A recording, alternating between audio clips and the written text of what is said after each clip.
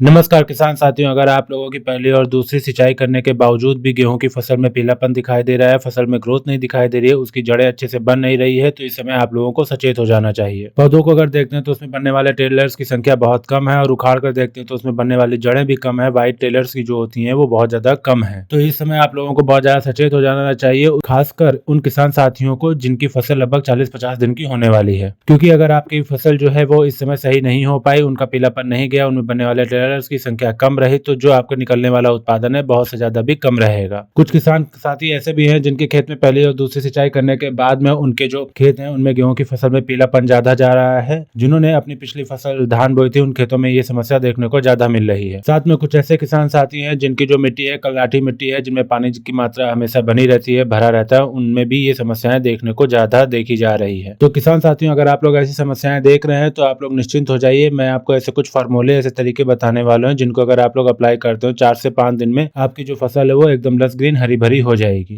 तो नमस्कार किसान साथियों, आप सबका स्वागत है हमारे यूट्यूब चैनल किसान वाला जंक्शन में। अगर अभी तक आपने हमारे चैनल को सब्सक्राइब नहीं किया तो सब्सक्राइब कर लीजिए। साथ में अगर वीडियो आपको अच्छी लगती है तो दूसरे किसान साथियों के साथ ज्यादा से ज्यादा शेयर करिए ताकि वो भी इस वीडियो को देखकर अपना लाभ उठा सकें। तो सबसे पहले बात करते हैं जो हमारे गेहूं की फसल में इस समय ग्रोथ रुकी हुई है, पीलापन आ रहा है, जो टेलर्स की संख्या आनी चाहिए वो नहीं आ रही है, उसके पीछे का क्या कारण हो सकता है। देखिए किसान साथियों, फसल में पीलापन आना, फसल का ग्रोथ रुक जाना, उनकी बढ़वार ना होना, टेलरिंग की संख्या कम आना, इसके पीछे 3-4 बड़े कारण होते हैं। जिसमें सबसे पहले जो कारण आता है वो आता है पोषक तत्वों की कमी। देखिए किसान साथियों, जब आप लोग फसल लगा रहे होते हैं तो जो प्राइमरी न्यूट्रिएंट्स होते हैं जैसे डीएपी, पोटास, यूरिया, ये जो होते हैं पोषक तत्व, ये आप डाल चुके हैं या आपने इनको बेसल डोज में डाला हो या फिर इनको पहली सिंचाई के दौरान पे डाला हो। साथ में जो दूसरे पोषक तत्व होते हैं जैसे माइक्रो न्यूट्रिएंट्स, इनकी जो आवश्यकता तो बहुत कम होती है, लेकिन इनकी कमी अगर आपकी फसल में आ गई तो बहुत दूर से दिखने लगती है। जैसे कि आपके खेत में पीलापन आना लगता है, आपका खेत जो है बढ़वार रोक देता है, आपके खेत में टिलरिंग की संख्या कम हो जाती है। मान लीजिए आप लोगों ने सारे पोषक तत्व दे चुके हैं, बेसल डोज में सारे पोषक तत्व दे दिए, द्वितीय पोषक तत्व जो देने थे वो भी आप दे चुके हैं, माइक्रो न्यूट्रिएंट्स जो देने थे वो भी दे चुके हैं, फिर भी आपके खेत में पीलापन आ रहा है, चाल बढ़वार अच्छी नहीं आ रही, तो इसके पीछे क्या कारण हो सकता है। देखिए किसान साथियों, ये इसलिए भी हो सकता है कि लगातार आप एक ही फसल को बार बार बोते चले जा रहे हो, एक ही खेत में बार बार गेहूं की फसल लगा रहे हो, या फिर इससे पहले आपने धान की फसल लगाई हो, फिर आपने गेहूं की फसल लगा दी हो, आपने जो फसल चक्र होता है इसको ना अपनाया हो, इस वजह से भी ये हो सकता है। या फिर आपकी फसल में जहाँ पे भी आपने फसल अपनी लगा रखी है खेत में, वहां पे लगातार पानी भरा रहता है और नमी ज्यादा रहती है, तो जिससे क्या होता है कि जो आपके पोषक तत्व होते हैं वो जमीन में बहुत नीचे चले जाते हैं, जिसकी वजह से भी ये समस्या आ सकती है। आपकी फसल में जो माहू होती है, जड़ वाली माहू होती है, वो लग जाती है, उसमें भी ये समस्या आ सकती है। देखिए किसान साथियों, अगर आपके खेत में लगातार नमी बनी रह रही है और बहुत ज्यादा बनी रह रही है, साथ में ऊपर से जो मौसम होता है उसमें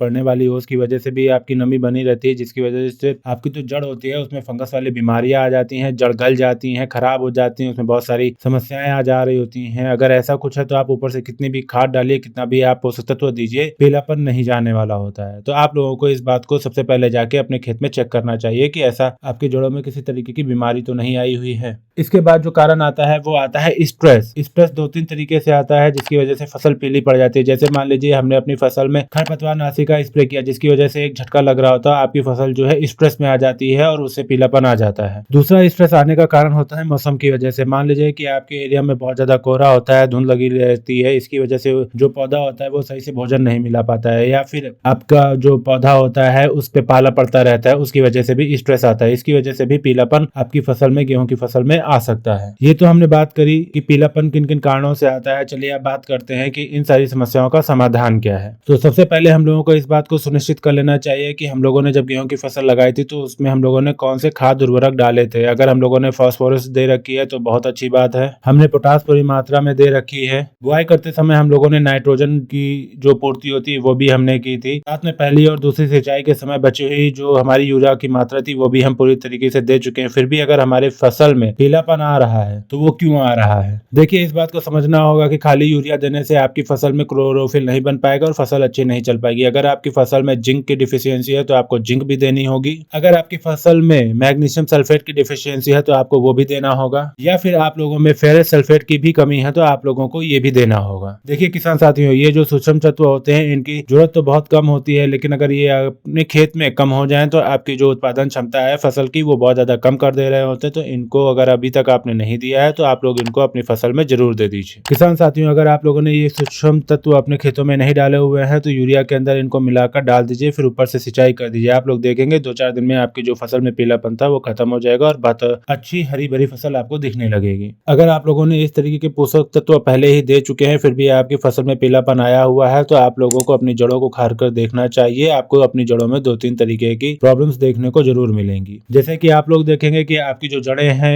गेहूं की फसल की वो सही से बन नहीं पाई होंगी, जो व्हाइट रूट होते हैं उनको सही से डेवलप नहीं हो पाया होगा। आप जड़ों में आपके माहू छोटी छोटी कीट लगे हुए देखेंगे। जो माहू होती है वो जड़ों का रस चूस लेती है जिससे उनका विकास सही से नहीं हो पाता। इस वजह से भी आपकी फसल में पीलापन आ सकता है। तो ऐसी अवस्था में आप लोगों को क्या करना है, आप लोग जब भी दूसरी सिंचाई करने जा रहे हो तो आप लोगों को यूरिया के साथ में जो आपकी यूरिया की तीसरी डोज होती है उसके साथ में आपको लेना है बायर कंपनी का कॉन्फिडोर, या फिर आप लोग क्लोरोपाइरेफस आधा लीटर 50% वाला ले सकते हैं, या फिर आप लोग कार्टा हाइड्रोक्लोराइड जो आता है 3 से 4 किलो जो दानेदार आता है वो ले सकते हैं। साथ ही इसके साथ में आप लोग 3 किलो जो 80% वाली सल्फर आती है उसको भी मिला लीजिए। इन सबको आपस में मिलाकर अपने खेत में डाल देना होता है। अगर आप लोगों के खेत में लंबे समय तक नमी बनी रहती है तो आप लोगों को थाइफेट मेथाइल जो रोको के नाम से आता है उसे आधा किलो अपनी डोज में मिला लेना होता है, उसको डालना होता है साथ में। या तो 80% वाली आप लोगों को सल्फर मिलानी है या तो आप लोग थाइफेट मेथाइल को मिला लीजिए। ये जो मैंने आपको इंसेक्टिसाइड और फंजीसाइड बताई हुई है इनको